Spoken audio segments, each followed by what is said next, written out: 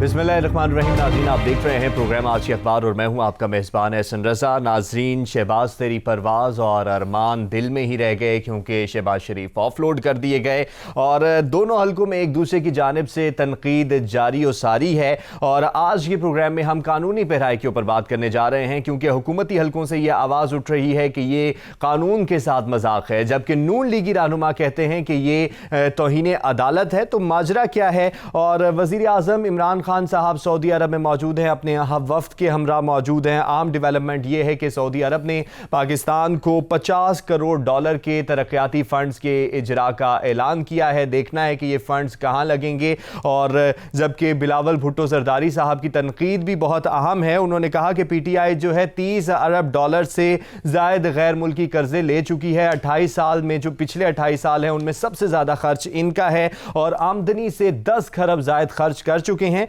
लेकिन सवाल यह है कि हुकूमत का अंदाज तो शाहाना नहीं, पैसे कहां जाते हैं और पैसे कहां लगते हैं। अहम डेवलपमेंट हुई है जी NA 249 में इलेक्शन हुआ, फिर रीकाउंटिंग की बात हुई, फिर रीकाउंटिंग भी हो गई, रीकाउंटिंग के अंदर वोट मुस्तरद भी हो गए, लेकिन एक मरतबा फिर जीत जो है वो कादिर मंदुखेल के नाम रही और पाकिस्तान पीपल्स पार्टी जो है वो जीत चुकी है और पहले से ज्यादा अक्सरियत हासिल करके जीती है। और पंजाब की सियासत के हवाले से भी बात करेंगे क्योंकि खुशाब में इलेक्शन हुआ और PP जो है हारी, तो वहां पर भी तब्दीली नजर आई। और कमर जमान कायरा साहब और चौधरी मंजूर साहब जो हैं वो मुस्ताफी हुए, नई तैनातियां होने जा रही हैं। तो नई तैनातियों से क्या तब्दीली के इम्कानात हैं और क्या तब्दीली आएगी पंजाब की सियासत में, तो इन तमाम मौज़ूआत पर बात करने के लिए जो शख्सियत मेरे साथ स्टूडियो में मौजूद हैं उनका मैं आपसे तारुफ करवाऊं। तो राजा नज़ीर साहब हमारे साथ मौजूद हैं, माहिर कानून हैं, तज्ज़ियाकार हैं। नज़ीर साहब, आपकी आमद का बहुत शुक्रिया। और जैसा कि मैंने आगाज़ में ही बात की कि शहबाज शरीफ की उड़ान के मुतालिक सबसे पहले हम बात करने जा रहे हैं क्योंकि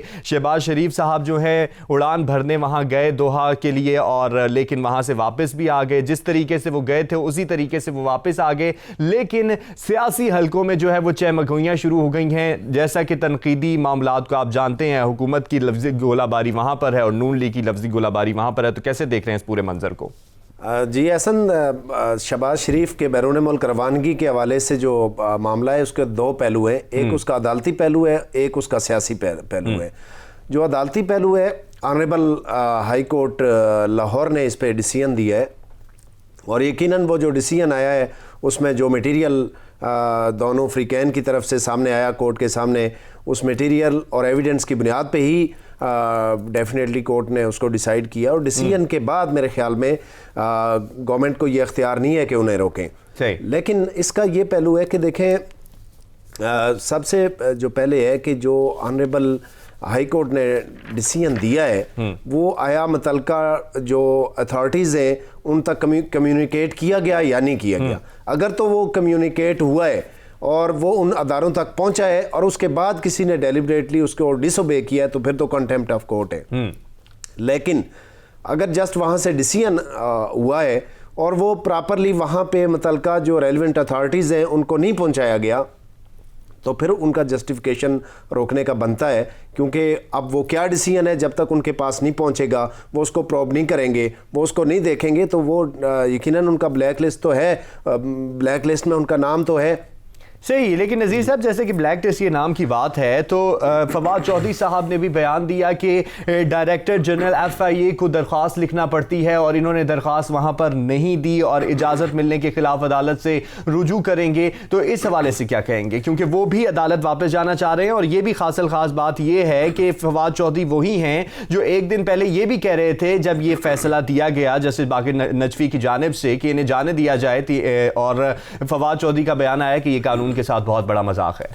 देखें ऐसा इसमें यह है कि अगर तो जो अथॉरिटीज़ जिन्होंने नाम इम्प्लीट किया हुआ था वो वहाँ पे उस पिटीशन के अंदर पार्टीज़ थीं और डायरेक्शन जो हाई कोर्ट की है उन तक पहुँच गई है, फिर तो मैं नहीं समझता कि कहीं पे एप्लीकेशन की ज़रूरत है।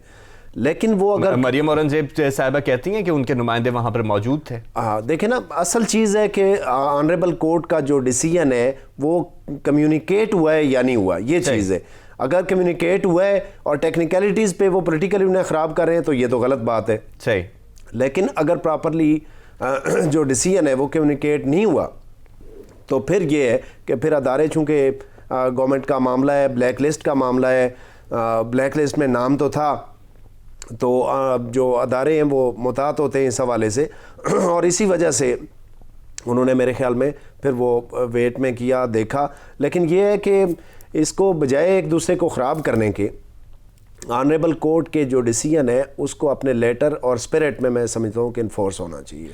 और वो जो देखें, ऑनरेबल कोर्ट ने डिसाइड कर दिया है, उसके बाद उसके मेरिट को टच करना कि उनको जाना चाहिए था या नहीं जाना चाहिए था, ये मेरे ख्याल में जस्टिफिकेशन नहीं है इसकी, क्योंकि ऑनरेबल कोर्ट ने जो रिकॉर्ड है, जो उनका बैकग्राउंड है, जो बीमारी है, जो भी मटेरियल उन्हें प्रोवाइड किया गया है, जो गवर्नमेंट ने अपोज किया है, वो सारी बातें देखी हैं। नहीं तो क्या आपको ये नहीं लगता कि ये हुकूमती वज़रा की जानिब से जो तनकीद की गई वो फेस सेविंग के लिए थी सिर्फ, या फिर जिस फ़ारूक हबीब ने भी कहा कि रात की तारीखी में उन्होंने निकलने की कोशिश की, हालांकि वो तो अदालत से हुक्मनामा उनके जाने का जारी हो चुका था, तो रात में तारीखी से निकलने वाली तो कोई ऐसी बात नहीं थी। देखिए, मैंने स्टार्ट में कहा कि एक इसका अदालती पहलू है और दूसरा इसका पॉलिटिकल पहलू है। जो पॉलिटिकल पहलू है वो, उसमें तो बहुत सारी बातें भी हो रही हैं। उसमें ये भी कहा जा रहा है कि एनआरओ दिया जा रहा है और एनआरओ लिया भी जा रहा है। मतलब कि अब देखें, कोर्ट्स इन्वॉल्व है इसमें, लेकिन कोर्ट के सामने भी मटेरियल वो है कि जो पिटिशनर ने दिया है सर, और जो गवर्नमेंट ने वहां पे किया है। एनआरओ तो वजीर आजम साहब एक अरसे से कह रहे हैं कि मैं किसी को नहीं दूंगा, तो आप कह रहे हैं कि एनआरओ दिया जा रहा है। नहीं, देखिए, मैं समझता हूं कि अगर गवर्नमेंट इसको प्रॉपरली अगर अपने एविडेंस के साथ इसे कंटेस्ट करती, तो मेरा नहीं ख्याल कि, क्योंकि ऑलरेडी मियां साहब गए और वापस नहीं आए, ठीक है, तो ये एविडेंस बहुत बड़ा था। अब मुझे लगता है कि किसी जगह पे सॉफ्ट कॉर्नर गवर्नमेंट का है। अब देखें ना, गवर्नमेंट जो भी चीज़ कोर्ट के सामने प्रेजेंट करेगी, जो मौक़िफ़ कोर्ट के अंदर देगी, जो पिटिशनर ने कोर्ट के सामने मौक़िफ़ दिया, वो देखा जाएगा। अब कई लोग कोर्ट्स के शोल्डर पे डालते हैं। अब देखें, कोर्ट ठीक है, कोर्ट का एक डिसीजन है, लेकिन कोर्ट ने तो अवेलेबल मटेरियल पे फैसला करना है ना। तो इसमें अब कहा यह जा रहा है कि बड़े मियाँ साहब को मनाने के लिए मियाँ साहब जा रहे हैं, छोटे मियाँ साहब, क्योंकि जिस तरह का सिनेरियो बन रहा है कि आगे नेक्स्ट जो है पीपल्स पार्टी के लिए ग्राउंड जो है वो सीधा हो रहा है, तो इस वजह से छोटे मियाँ साहब काफ़ी ज़्यादा परेशान हैं। सही। तो और वो खुद को उन्हें वो ये समझते हैं कि शायद वो काबिल कबूल है, तो वो इस बात पे बारगेनिंग और इस बात पे बड़े मियाँ साहब को राज़ी करने के लिए बाहर जाने की कोशिश कर रहे हैं। और इसमें ये भी कहा जा रहा है कि गवर्नमेंट की इसमें मामनत शामिल है। ये इसका पॉलिटिकल सियासी पहलू है। सियासी पहलू के ऊपर तो बात करेंगे ही, लेकिन मैं आपसे अदालती पहलू भी जानना चाहूँगा, क्योंकि फवाद चौधरी साहब ने ये भी कहा और फ़ारूक हबीब साहब ने भी ये कहा कि हम दोबारा से जाएंगे, चैलेंज करेंगे इस फैसले को जो अदालत की जानिब से दिया गया है। तो फिर आपको क्या इसमें पेशरफ्त नजर आ रही है? क्योंकि जैसे कि अभी आपने भी कहा कि कहीं ना कहीं हुकूमती हलकों की तरफ से भी जो इस केस को लड़ा गया और जो सबूत प्रोवाइड किए गए अदालत को, वो नाकाफी थे, तो फैसला जो है शहबाज शरीफ साहब के हक में हुआ। ये भी मैं समझता हूं कि गवर्नमेंट की तरफ से एक पॉलिटिकल स्टंट है। देखें कि अगर उन्होंने चैलेंज करना होता तो file for intra court appeal आती या कहीं पे honourable supreme court of Pakistan के पास गवर्नमेंट जाती, लेकिन अभी तक ऐसा नहीं हुआ। क्योंकि जैसे फिल फॉर अगर गवर्नमेंट जाती तो ये ऑर्डर सस्पेंड हो जाता, लेकिन आप देखें कि दरमियान में काफी सारा टाइम गुजर गया है और इस हवाले से मुझे नहीं लगता कि कोई प्रैक्टिकली कुछ हुआ है। तो ये यहां से मैं समझता हूं कि ये जो साइंस हैं ये शो करते हैं कि गवर्नमेंट की और इनकी ये मर्जी से सारा कुछ हो रहा है। और देखें ना, फिर वो वही बात कि कोर्ट ने वही डिसाइड करना है जो कोर्ट के सामने आएगा। जो अवेलेबल मटेरियल है उस पर कोर्ट ने डिसाइड करना है। अब वो गवर्नमेंट क्या देती है, अपना क्या मौक़िफ़ देती है और पिटिशनर का क्या मौक़िफ़ है, ये चीज़ें देखने वाली हैं। और अभी तक अगर वो ऑर्डर को चैलेंज करके उसे सस्पेंड नहीं उन्होंने करवाया तो ये एक मीनिंगफुल इसका एस्पेक्ट है। सही, यानी कि अवाम के सामने एक दूसरे के ऊपर लफ्जी गोलाबारी जारी है। नून लीग की जानिब से ये कहा जा रहा है कि इमरान खान साहब ने जो इदारे हैं उनको यरगमाल बनाया हुआ है। मरियम औरंगज़ेब साहिबा ने कहा, जो वहाँ पर FIA के ऊपर उन्होंने ऑफिस जब पहुंची तो उन्होंने कहा कि FIA को इमरान खान साहब ने यरगमाल बनाया हुआ है। वहाँ से अभी तक किसी किस्म की पिटीशन दायर नहीं हुई, तो यानी कि लफ्जी गोलाबारी है। मुझे प्रेमा फशाई जिस तरह बाज़ाहिर जो नज़र आ रहा है वो ऐसा ही नज़र आ रहा है कि प्रैक्टिकली कर कुछ रहे हैं और जो दोनों साइड से जो अल्फाजी है वो कुछ और है। सही, अल्फाजी कुछ और है, प्रैक्टिकली कुछ और है, लेकिन देखते हैं आगे क्या होता है। वह शहबाज शरीफ साहब जा पाएंगे या नहीं जा पाएंगे, और जैसे कि आपने कहा कि वो वहाँ पर मियाँ साहब को मनाने के लिए भी जा रहे हैं, तो क्या जारहाना सियासत जारी रहेगी या फिर जो शहबाज शरीफ साहब की मुफाहमत की सियासत है वो जारी रहेगी वहाँ जाने के बाद? देखें, अगर शहबाज शरीफ को गवर्नमेंट की मर्जी से अगर वो बैरून मुल्क जा रहे हैं तो इसका मतलब है कि जो मसलत पसंदी वाली जो पॉलिटिक्स है उसको इनकरेज किया जा रहा है, और मरियम साहिबा को और बड़े मियाँ साहब को एक स्टेप पीछे करने की कोशिश हो रही है। और इसी सिलसिले में जो है छोटे मियाँ साहब मुतहर्रिक हैं।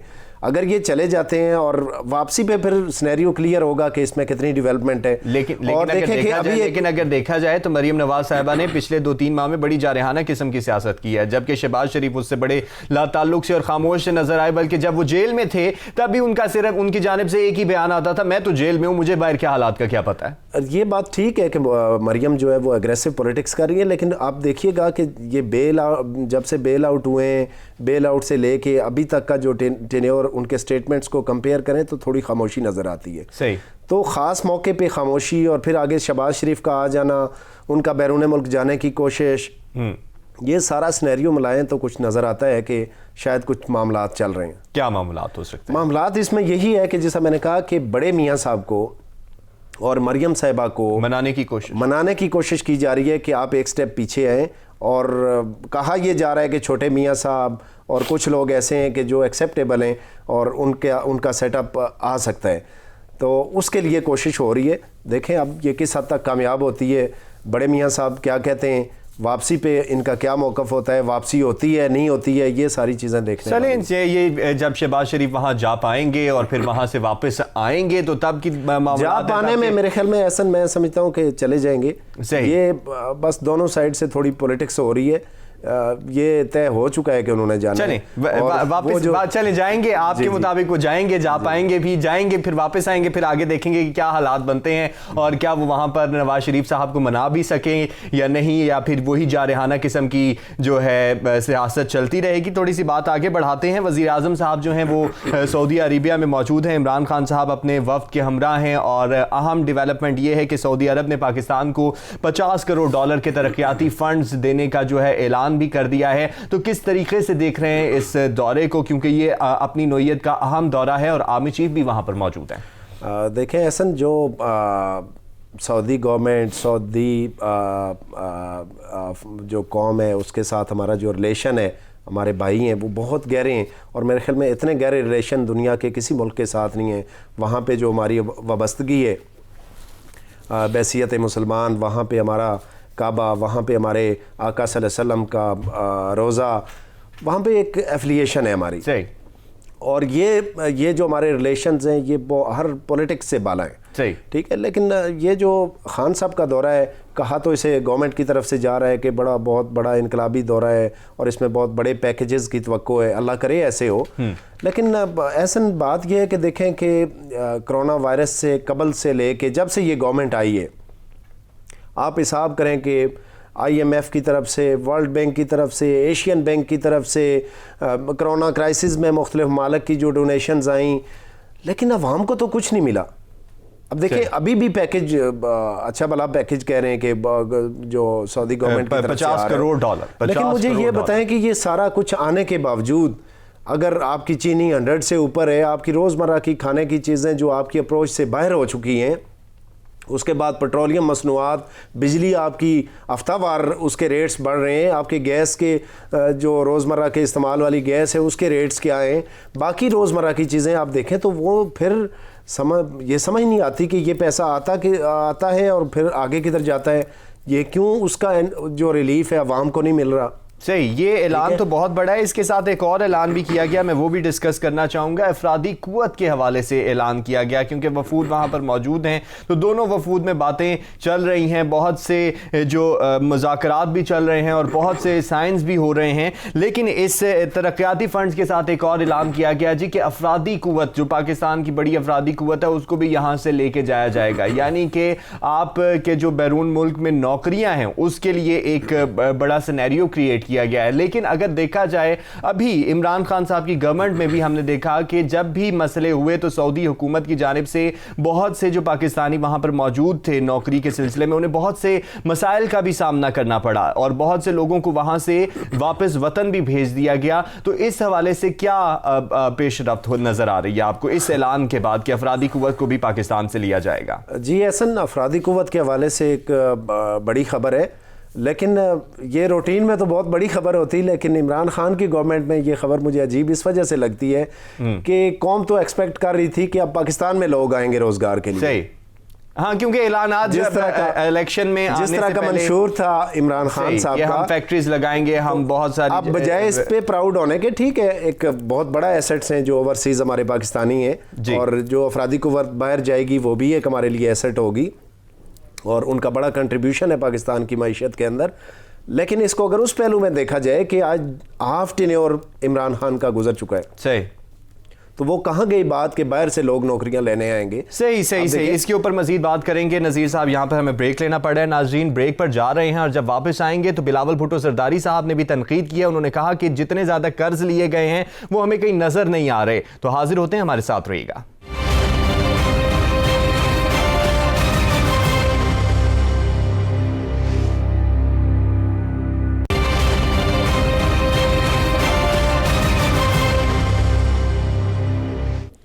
वेलकम बैक नाज़रीन। ब्रेक से पहले दौरे सऊदी अरेबिया के ऊपर बात हो रही थी और सऊदीया ने $50 करोड़ जो है पाकिस्तान के तरक्याती फ़ंड जारी करने का ऐलान किया है और अफरादी कुव्वत के लिए नौकरियों का भी ऐलान किया गया है। मंसूबे तो बहुत ही खूबसूरत नज़र आते हैं, मगर जब इनके हकीकी समरात आवाम तक पहुँचेंगे तभी कुछ फ़ायदा होगा।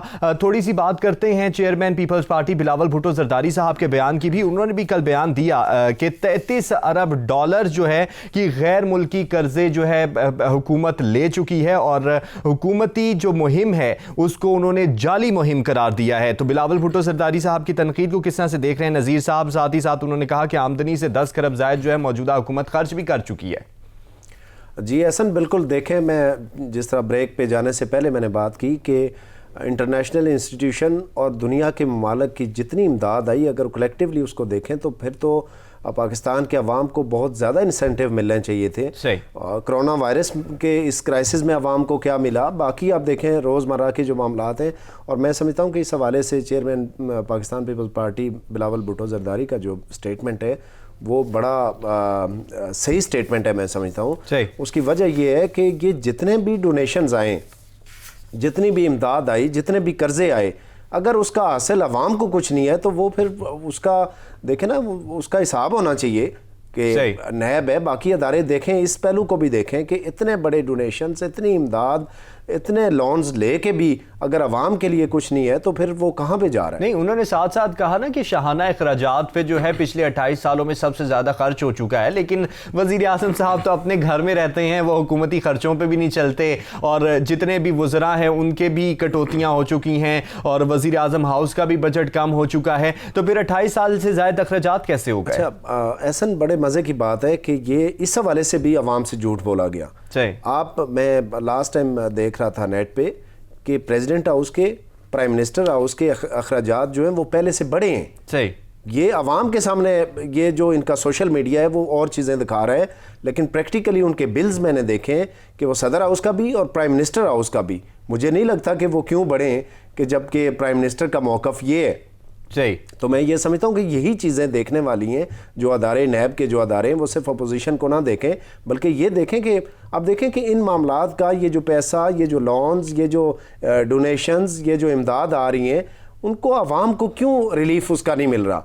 कि आज डॉलर देखें कहाँ पे, आज पेट्रोल कहाँ पे है, आज खाने पीने की आम रोज़मर्रा की जो चीज़ें, जो दालें, जो चीनी है, जो आटा है, वो उनके क्या रेट्स हैं? सही, जैसे आवाम को तो कुछ ना मिला। इलेक्शन से पहले जैसे कैंपेन में ऐलान किया जाता था कि अगर मुल्क में महंगाई हो जाए तो हुक्मरान चोर हुआ करता है, अगर डॉलर की कीमत होगी तो वो 64 रुपये होगी और अगर पेट्रोल होगा तो वो अपनी कीमत से बहुत नीचे होगा, लेकिन हकीकी मानों में देखा जाए तो ऐसा कुछ हुआ नहीं। जी एहसन भाई, देखें ये इन चीज़ों को अगर कंपैरिजन इसका करें तो फिर तो उनके कॉल के मुताबिक वाकई गवर्नमेंट चोर है, अगर चोर नहीं है तो फिर अवाम को बताए, अवाम को इस पे इत्माद में ले कि ये फलां आप देखें ना, लास्ट जो गवर्नमेंट थी और उससे पहले जो गवर्नमेंट थी उसमें मुल्क के अंदर एक दहशतगर्दी की जंग चल रही थी, अफवाज पे खर्चा था, जो मिशन चल रहे थे उन पे एक्सपेंडिचर्स थे।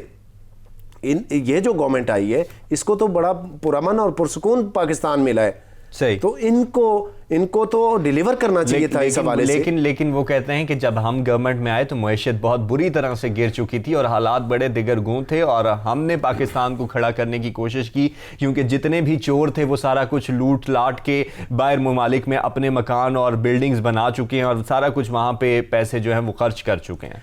देखें एहसन, ये जो बाज़ाहिर जो चीज़ें हैं ना, जिस तरह दहशतगर्दी की जंग है, ये तो नज़र आ रही है कि अब अमन हो चुका है मुल्क में। इसको अगर कंपेयर करें आज के मियाँ साहब के दौर से और उससे पीछे पीपल्स पार्टी के दौर से, कि जब यहाँ पे इवन के इस्लामाबाद और पिंडी के चौक चौराहों में ब्लास्ट हो रहे थे, उस दौर को इससे कैसे कंपेयर कर सकते हैं कि इनका दौर इंतहाई पुरसुकून दौर है। और फिर लोगों ने तवक्को रखी, उन्होंने कहा कि ठीक है इन्हें टाइम मिलना चाहिए, और आज टाइम जो है वो हाफ टेन्योर गुजर चुका है। अब देखें आगे तो मुझे कुछ ज़्यादा गुजर चुका है। हाँ, वही मैं कह रहा हूँ कि बिल्कुल अच्छा खासा मीनिंगफुल टाइम कि जहाँ से किसी हद तक तो कोई रिलीफ आता, किसी जगह पे कोई रिलीफ आता। और जितने इन्होंने प्रोग्राम पकड़े हुए हैं, जिस तरह ये एक एहसास प्रोग्राम है, वो basically Benazir income support programme है। उसके बाद जो हेल्थ कार्ड है, हेल्थ कार्ड पे लोगों की कंप्लेंट्स हैं कि वो लेके जाएं हॉस्पिटल्स में, तो आगे से कहा जाता है कि ये तो यहाँ पे इंटाइटल नहीं है आप, या इसमें रकम नहीं है। तो फिर इनका कौन सा कोई एक प्रोजेक्ट बताएं। आपने एहसास प्रोग्राम की बात की तो मैं यहाँ पर एक नुक्ता भी उठाना चाहूँगा। क्या आपको नहीं लगता कि एहसास प्रोग्राम के ऊपर जितने भी बजट खर्च किया गया, क्योंकि बाज़ाहिर दिखने में एहसास प्रोग्राम बहुत अच्छा लगता है, कोई भूखा ना सोए और इस तरह के जो नारे हैं वो बहुत अच्छे लगते हैं, लेकिन अगर इनके बजाय ये तमाम का तमाम पैसा फैक्ट्रियों पर लगाया जाता और इन कोई भूखा ना सोए जैसे जो मिनी ट्रक्स हैं, लंगर खाने हैं, उनको खोलने के बजाय फैक्ट्रियाँ तामीर की जाती, तो क्या उसके ज्यादा नतायज अच्छे ना निकलते? ऐसा ठीक है, आपका ये पहलू बिल्कुल, ये डेवलपमेंट होनी चाहिए, फैक्ट्री इन्वेस्टमेंट हो ताकि रोज़गार बढ़े, लेकिन इसका एक अपना बेनिफिट रहा है कि बेनज़ीर इनकम सपोर्ट बिल्कुल जो लोएस्ट तबका है, जो बिल्कुल कुछ भी नहीं कर रहा, उसके लिए इंसेंटिव एक है, उसकी अपनी जगह अहमियत है, रही है, ठीक है। लेकिन पहले जो था वो आप देखें कि उसमें किस तरह की चेंजेस आई और लोग किस तरह ख्वार हो गए कि जो बेनज़ीर इनकम सपोर्ट बेसिकली था उसमें लोगों के अकाउंट्स में पैसे चले जाते थे, ठीक है। इन्होंने अच्छा ये किया कि ठीक है स्क्रूटनी करके जो इंटाइटल लोग नहीं थे उनको निकाल दिया, ये इनकी एक पॉजिटिव चीज़ है। लेकिन ख्वारी इतनी है कि आप देखें कि लाइनों में लगा के अब लोग बेचारे ख्वार हो रहे हैं कि जिनके अकाउंट्स में ऑटोमेटिकली रकम एक शिफ्ट हो जाती थी, वो अब लाइनों में, बैंक्स में, पोस्ट ऑफिस के बाहर, मुख्तलिफ इंस्टीट्यूशंस के बाहर वो लोग ख़राब हो रहे हैं। तो ये मैं ये समझता हूँ, और ये ख़राब करने में मेरे ख्याल में जो खान साहब का ये एक सोच है ना कि जो कुछ वो कर रहे हैं वो दिखना चाहिए, वो दिखते दिखते अवाम ख़राब हो रहे हैं। सही, वो दिखते दिखते अवाम ख़राब हो रहे हैं, लेकिन अवामी जो फ़ैसले हैं, अवामी जो मंसूबे हैं, हमारी ख्वाहिश यही है कि उनके जो असरात हैं वो अवामी सतह तक होने चाहिए, क्योंकि सिर्फ नारों की हद तक ना हो, चाहे वो एहसास प्रोग्राम हो, चाहे वो किसी और तरीके के प्रोग्राम हो, चाहे वो बजट्स हो या कुछ भी हो। NA 249 की बात करेंगे, इलेक्शन मार्के की, तो NA 249 का मार्का सजा। नाजरीन, अहम डेवलपमेंट ये हुई कि इलेक्शन हुआ, नारेबाजी हुई, रीकाउंटिंग की बात हुई, फिर रीकाउंटिंग के बाद जो जमातें दरख्वास्त लेकर गई रीकाउंटिंग की, उन्होंने फिर से इनकार कर दिया कि वो रीकाउंटिंग भी तस्लीम नहीं करेंगे। लेकिन फिर जो इलेक्शन कमीशन का फैसला था वही हुआ, रीकाउंटिंग हुई और उसमें कादर बंदो खेल साहब बड़ी तादाद से एक मरतबा फिर से जीते हैं। तो नज़ीर साहब, कितना बड़ा एज था पाकिस्तान पीपल्स पार्टी को रीकाउंटिंग के हवाले से? देखें ऐसा मैं समझता हूँ कि नून लीग इस केस को बड़ा वीक लेके चली है।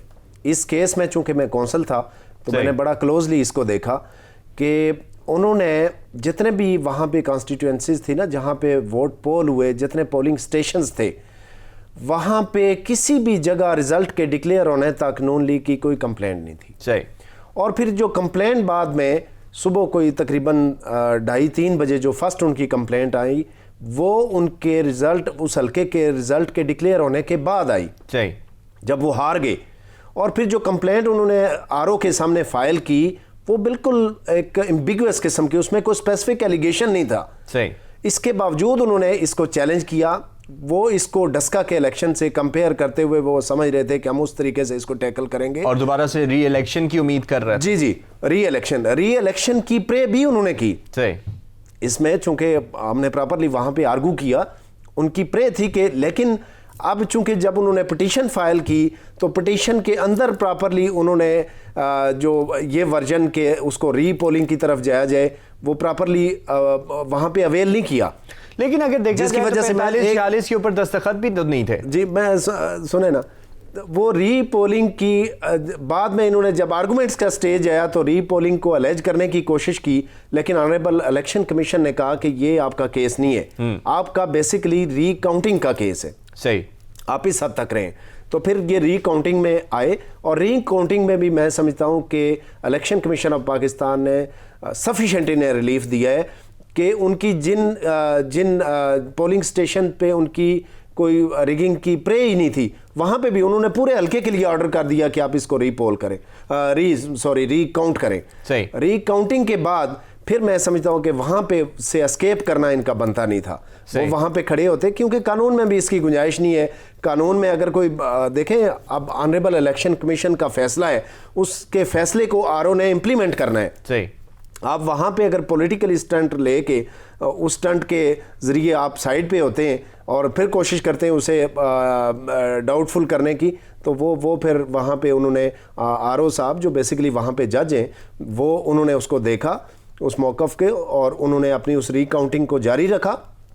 और रीकाउंटिंग के बाद आपने देखा कि पहले जो डिफरेंस था वो 683 वोट्स का आई थिंक था, और अब जो डिफरेंस है वो लीड बढ़ी है कादर मंदोखेल साहब की, और वो अब 906 वोट की लीड के साथ जो है वो जीते हैं। तो मैं समझता हूँ कि ये ज़्यादा ग्रेसफुल होता कि नून लीग इसको इन रिज़ल्ट को ऑन करती और खुले दिल के साथ वो जो है पीपल्स पार्टी की क़यादत जिस तरह बिलावल भुट्टो जरदारी साहब ने, आपको ये लग रहा है जिस तरह बिलावल भुट्टो जरदारी साहब ने खुले दिल का मुजाहरा किया और उन्होंने खुशाब में जीत पर शहबाज शरीफ साहब को बतौर खास टेलीफोन करके उन्हें मुबारकबाद दी जीतने की। जी बिल्कुल ऐसे देखें, बड़ा खुले दिल से उन्होंने कहा कि हालांकि आपको पता है कि जो खुशाब वाले हल्के में किस तरह की क्रिटिसिज्म पीपल्स पार्टी पे हुई और हो रही है, इसके बावजूद उन्होंने बड़े खुले दिल के साथ उन्होंने कहा कि ठीक है आप जीत गए। तो ये मैं समझता हूँ कि अभी भी इनके पास टाइम है कि बजाय इधर को पिटीशन डालने उधर डालने के, खुले दिल के साथ इसको ऑन करें। कादर मंदोखेल जीत चुके हैं और उसके मुख्तलिफ पैरामीटर्स हैं। अब देखें ना, सबसे बड़ा तो यह है कि वहाँ पे सिटिंग गवर्नमेंट जो है वो पीपल्स पार्टी की है। लोगों की तवक्कुआत होती है कि जो एमएनए वो लेके आए वो कुछ कर सकने के काबिल हो, और मंदोखेल मेरे ख्याल में इस वक्त सबसे बेस्ट जो है वो पोजीशन में है। और एक और बात बताऊँ कि अगर कैंडिडेट्स को कंपेयर करें तो मेरे ख्याल में मंदोखेल इज़ द बेस्ट। उसकी वजह है कि वो ह्यूमन राइट्स पे प्रेसिडेंशियल अवार्ड याफ्ता है। सही। वो उनका एक्सपोजर बाकी जितने भी आप देखें कि कैंडिडेट्स वहाँ पे दिए गए जितनी भी पार्टियों की तरफ से, उन सब में से नून लीग की जानिब से मिफ्ता इस्माइल साहब दिए गए, लेकिन वो भी साबिक वज़ीर खजाना रह चुके हैं। वो रहे, लेकिन मैं की जानिब से अमजद आफरीदी साहब सामने लाए गए, लेकिन अमजद आफरीदी साहब के ऊपर जो है तहरीक इंसाफ के अंदर बहुत से क्लैशेस थे कि उन्हें वहाँ पर नुमाइंदा नहीं बनाना चाहिए था। जी, तो बहुत ज़्यादा मैं समझता हूँ मेरे ख्याल में कि कंपैरेटिवली वहाँ के हल्के के लिए कादर मंदोखेल सबसे बेहतरीन थे। अवाम ने इसीलिए इंतखाब किया और इसका समर भी अवाम को मिलेगा, क्योंकि आगे गवर्नमेंट वहाँ पे सिंध में जो गवर्नमेंट है वो पीपल्स पार्टी की है। और जो असल देखें, असल चीज़ ये है कि अवाम के जो मसाइल हैं उनको हल मिले, सही, और उनको रिलीफ मिले इस सारे पूरे इलेक्शन प्रोसेस के बाद। सही, अवाम को रिलीफ मिलना चाहिए क्योंकि उनका चुनाव है। तो देखते हैं अवाम को रिलीफ मिल पाएगा, क्योंकि अगर अवाम को रिलीफ नहीं मिला तो फिर अगले इलेक्शन में कोई और उम्मीदवार होगा और किसी और की जीत होगी। पंजाब की सियासत के हवाले से भी बात करते हैं, क्योंकि खुशाब की भी बात हमने की। बिलावल भुट्टो जरदारी ने बड़े खुले दिल का मुजाहरा करते हुए शहबाज शरीफ साहब को मुबारकबाद भी दी, लेकिन अपनी पार्टी के ऊपर भी खुली तनकीद की कि वो अपने उम्मीदवार को जितवा नहीं पाए। तो क्या खामियां देख रहे हैं, क्योंकि कमर ज़मान कायरा साहब और चौधरी मंजूर साहब से इस्तीफा भी तलब किया गया और वो मुस्ताफी भी हुए। तो क्या खामियां और क्या कमियां देख पा रहे हैं कि किस वजह से पीपल्स पार्टी जो है पंजाब में नहीं जीत पाई? अच्छा, ऐसा नहीं, इस पे कुछ मैं समझता हूँ कि मेरे पास जो इन्फॉर्मेशन है उसके मुताबिक मेरे ख्याल में ये मीडिया पे मिस रिप्रेजेंट भी हुआ है ये इशू, और मिस इंटरप्रेट भी हुआ है और मिस रिपोर्ट भी हुआ है। उसकी वजह यह है कि जो खुशाब का हल्का है जहाँ पे पीपल्स पार्टी का जो कैंडिडेट था वो इनकी जो बेसिकली पीडीएम की अंडरस्टैंडिंग में ये तय हो चुका था कि उसने इलेक्शन मुहिम नहीं चलानी। सही, ठीक है। अब हुआ ये कि जिस वक्त नॉमिनेशन पेपर्स वापस लेते हैं वो टाइम भी गुजर गया और पीडीएम में दरारें भी पड़ चुकी थी। वो सुने जी, दरारें भी पड़ चुकी थी। वो नाम जो है पीपल्स पार्टी के कैंडिडेट का लिस्ट में मौजूद रहा, बैलेट पेपर के अंदर मौजूद रहा। तो वो जाले, वो पीपल्स पार्टी के वर्कर के जिनको ये कंफर्म नहीं था कि ये सेटलमेंट है या नहीं, ये जस्ट उन्होंने वोट पोल किए। वरना आपने देखा कि वहां पे पीपल्स पार्टी की क़यादत कोई नहीं गई, कोई बड़ी इलेक्शन मुहिम, कोई मीनिंगफुल किसी जगह कोई एक्टिविटी आप कहीं पे भी मीडिया पे नहीं देख सकते। तो ये बेसिकली वो अंडरस्टैंडिंग थी। अब दूसरी चीज़ के हवाले से भी एक बड़ी गलतफहमी है। दूसरी ये है कि लोग ये समझते हैं कि सल्के के रिजल्ट्स की वजह से जनाब कायरा साहब और जनाब चौधरी मंजूर साहब ने रिजाइन किया। ऐसा नहीं है, ये भी मिसअंडरस्टैंडिंग है और मिस रिपोर्टिंग है। लेकिन अगर देखा जाए तो मैं आपको अर्ज करता हूं, जो सियासी हल्के मेरे पास जो इन्फॉर्मेशन है पीपल्स पार्टी की जो वहां पर सियासी क़यादत है उसमें भी ये चमगोइयां हैं कि कायरा साहब और जो मंजूर साहब हैं वो उस तरीके से पंजाब में परफॉर्म नहीं कर पाए थोड़ा सा जैसे जी। मैं इसमें थोड़ा सा अर्ज करूं, असल में जो ये सेटअप है ना, ये जो इनका सदारत थी जो कायरा साहब की और जो चौधरी मंजूर साहब का जो टेन्योर था, ये टेन्योर कंप्लीट हो चुका है। सही, ये कंप्लीट हुए भी कुछ माह गुजर चुके हैं। सही। तो ये रिजाइन पहले से तयशुदा था। सही। ये रिजाइन उन्होंने करके अब आप देखें कि थोड़ा सा अगर पीछे जाएं तो आप देखेंगे कि नैयर बुखारी साहब को जनरल सेक्रेटरी पाकिस्तान पीपल्स पार्टी कुछ अर्सा पहले री इलेक्ट किया गया और ये मरकज से स्टार्ट हुआ था। अब मरकज से स्टार्ट से लेके अब प्रोविंसेस की तरफ आना है। तो इसको उस तनाजर में देखा जाए कि ये जो तब्दीलियां हैं, ये जो सूबाई तब्दीलियां अब आएंगी, ये पार्टी की इंटरनल पॉलिसी है। सही, ये इसका उस खुशाब के इलेक्शन से कोई ताल्लुक नहीं है। आपको लग रहा है कि कोई ताल्लुक नहीं है, लेकिन मैं आपसे ये भी जानना चाहूंगा कि इस तब्दीली के बाद जो है राजा परवेज अशरफ साहब का नाम सामने आ रहा है, फैसल सालेह हयात साहब का नाम सामने आ रहा है, फारूक सईद साहब का नाम सामने आ रहा है। तो क्या आपको लगता है कि ये पंजाब की सियासत में किसी किस्म की तब्दीली ला पाएंगे? क्योंकि अगर देखा जाए तो नून लीग में भी जो है पंजाब जो है वो बहुत अच्छे तरीके से उन्होंने पंजाब के अंदर उनका मुकम्मल तौर पर गढ़ है और मुकम्मल तौर पे उनकी पॉलिसीज चल रही हैं वहां पे। जी एहसन, जिस तरह मैंने कहा कि देखें पाकिस्तान पीपल्स पार्टी के मरकजी अहदेदार तो आ गए हैं। सियासी तब्दीली के हवाले से जी बिल्कुल मैं वही कह रहा हूँ। अब उसके बाद जो है चेयरमैन पाकिस्तान पीपल्स पार्टी बिलावल भुट्टो जरदारी ने जनाब राजा परवेज अशरफ जो इंतहाई सीनियर हैं पाकिस्तान पीपल्स पार्टी के, उन्होंने उनकी ये जिम्मेदारी सौंपी है कि इस हवाले से सिफारिशात मुरतब करें कि नेक्स्ट जो टेन्योर है पंजाब के अंदर उसमें किन लोगों को लेके आना है। क्योंकि मेरे ख्याल में जो पिछला टेन्योर था कायरा साहब का और जो चौधरी मंजूर साहब का टेन्योर था उसमें बड़ा एक्टिवली काम हुआ। सही, बहुत शुक्रिया नज़ीर साहब जो भी आए सियासी हलकों में सामने। हम उम्मीद यही करते हैं कि वो आवाम के लिए काम करे और आवाम के लिए सियासी सम्राट जो हैं वो सामने आए। आज के प्रोग्राम से इतना ही, मुझे दीजिए इजाज़त। पाकिस्तान जिंदाबाद, अल्लाह हाफ़िज़।